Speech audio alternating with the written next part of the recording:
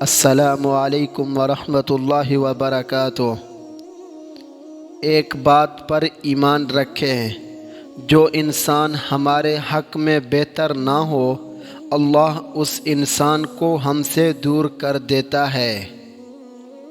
محبت اللہ سے ہو تو بندگی بن جاتی ہے، محبت استاد سے ہو تو روشنی بن جاتی ہے، محبت دولت سے ہو تو مرض بن جاتی ہے، محبت والدین سے ہو تو عبادت بن جاتی ہے، محبت انسان سے ہو تو زندگی بن جاتی ہے، محبت محمد صلی اللہ علیہ وآلہ وسلم سے ہو تو دنیا بھی بن جاتی ہے اور آخرت بھی بن جاتی ہے۔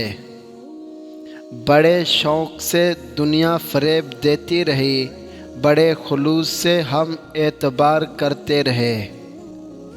ہو سکتا ہے جو تم مانگ رہے ہو وہ پہلے ہی سے تمہاری قسمت میں لکھا گیا ہو، اور یہ دعا صبر اور انتظار تمہیں بہترین وقت پر دینے کے لیے کروایا جا رہا ہو۔ وہاں بیٹھ کر رونا دل کو بہت سکون دیتا ہے، جہاں اللہ پاک کے سوا آنسوں کو دیکھنے والا کوئی نہ ہو۔ ہم قبروں پر پاؤں رکھنے سے ڈرنے والے لوگ کتنی بے دردی سے زندہ دلوں کو کچل دیتے ہیں۔ ہمارے جسم پر اتنے بال نہیں ہیں جتنے احسانات ہمارے اوپر حضور اکرم صلی اللہ علیہ وآلہ وسلم کے ہیں۔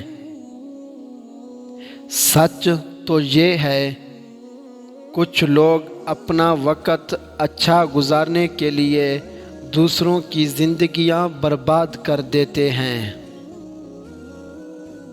رشتے احساس سے بنتے ہیں، رنگ، نسل اور چال دیکھ کر تو جانور خریدے جاتے ہیں، اور جب محبت ہو جاتی ہے تو نماز قضا کرنے والے بھی تہجد ادا کرتے ہیں۔